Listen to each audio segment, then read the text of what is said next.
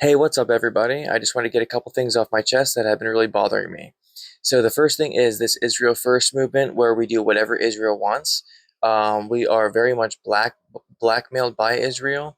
I think they have a lot to do with the way Charlie Kirk died. I think they have a lot to do with why the Epstein files haven't been released fully and unredacted. I think they have a lot of politicians in their pockets and they have a lot of dirt.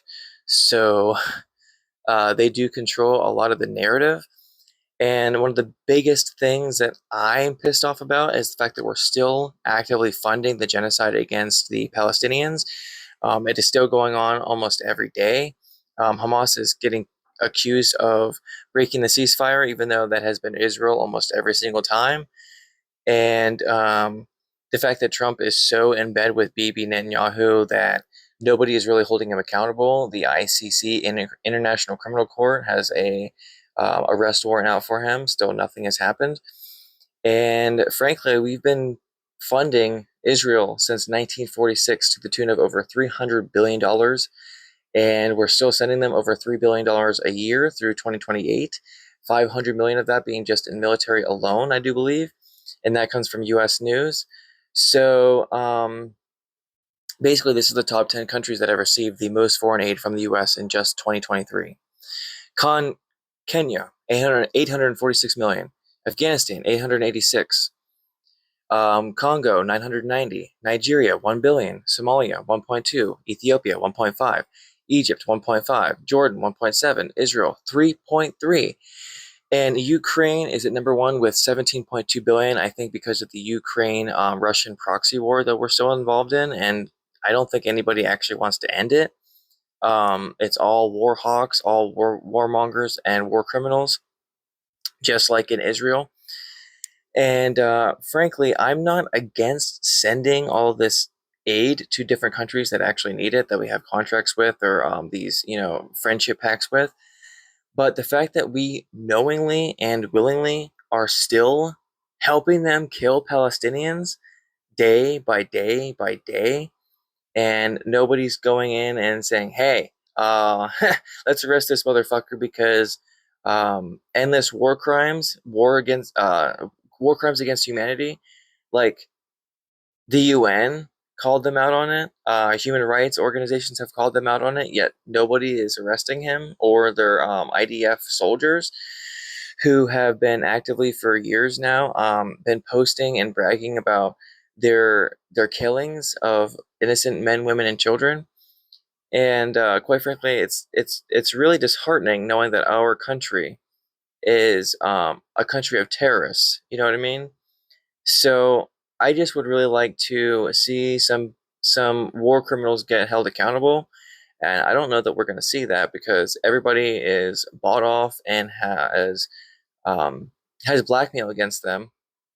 And the only people that are really fighting against the regime, are people like Thomas Massey and Marjorie Taylor Greene, because they're actually standing up against the genocide and saying, no, this is morally wrong and repugnant, and we want to stop these arms sales yesterday. Well, that's still not happening. Okay, and there's a lot more that we could go on that, but I'm just going to keep it to that for now. The other thing is this one hits closer to home, and it's the SNAP fiasco, where millions of people lost their SNAP benefits. And this was during the time of the government shutdown, the longest government shutdown in history. And the Democrats were trying to fight for more healthcare subsidies so that the current subsidies wouldn't expire and make people's healthcare like 3, 4, 5 times more expensive. The Republicans were accusing the Democrats of fighting for money so they could give it to illegal immigrants. Happy 420. And so they were basically like, oh, all these other illegal immigrants that shouldn't even be here should not be receiving government assistance. Fuck them.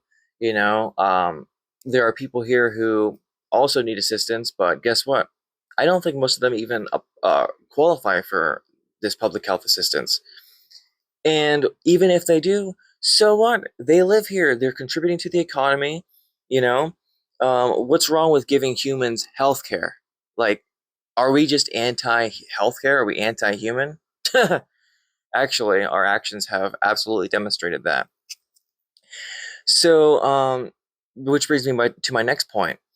There is a tattoo shop in my town that is running a food drive contest that if you bring in non-perishable items and or bags of pet food, that you can be put into a drawing to win a $300 or $350 tattoo session.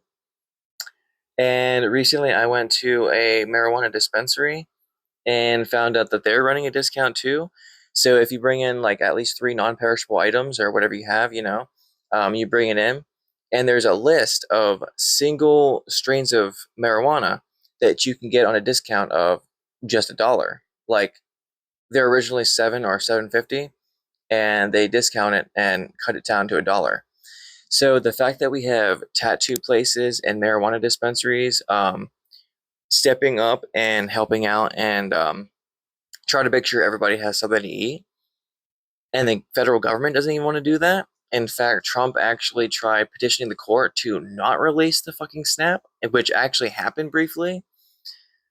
Shows a lot more about the federal government and Trump administration's character than it does about anybody else's character. So those are my beefs right now with the government. Um, other than the fact that they do need to still release the Epstein files fully and unredacted, which honestly, I don't know if I see that happening because honestly, there's a big chance that all of those files have been destroyed. So, I mean, they have released tens of thousands of pages, but it's going to take people a long, long time to get through all that. So, one of the big things is I really want to see some of those power people, all the most powerful people in the world that are actually helping commit these crimes and help aid in this sexual trafficking of innocent victims. Yes, they need to be held accountable. They need prison time, and we'll see what happens with that. Anyway, I hope you guys have a fantastic day. It's cold out, so I got to put plastic on my windows, and let's see how everything plays out. I hope you guys had a fantastic Thanksgiving and happy holidays and happy 420.